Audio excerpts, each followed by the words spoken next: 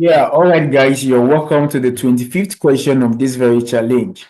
Yeah, and we are still on differentiation. And of course, if this is the first video you're seeing on this channel, I would advise you go watch the very first video on differentiation, which is question 21, because that will give you a very good start on differentiation. So, guys, let us go right into this question. It says, find the derivative of y equal to x to the 7 minus x to the 5 all over x to the 4. Now, most of you want to use quotient because we have a rational expression. I mean, a fractional expression. Yes, we use quotient rule when we have a rational or a fractional expression. But you don't have to use chain rule to make it a lot longer. Okay, so let me show you what to do here.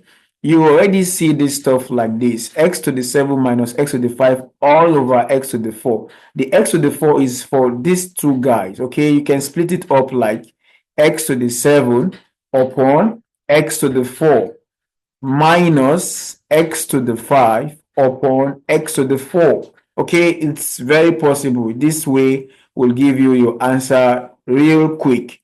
So the next thing you want to do, you cancel out x to the 7 upon x to the 4 is the same as x to the 3. And this all guy will give us x to the 1, right? Applying the laws of indices, 7 minus 4 is 3, 5 minus 4 is 1.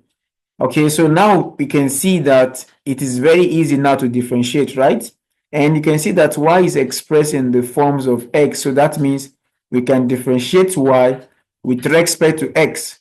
And that way we have 3 right here multiplying the base. So we have 3x, you remove 1 from 3, we have 2.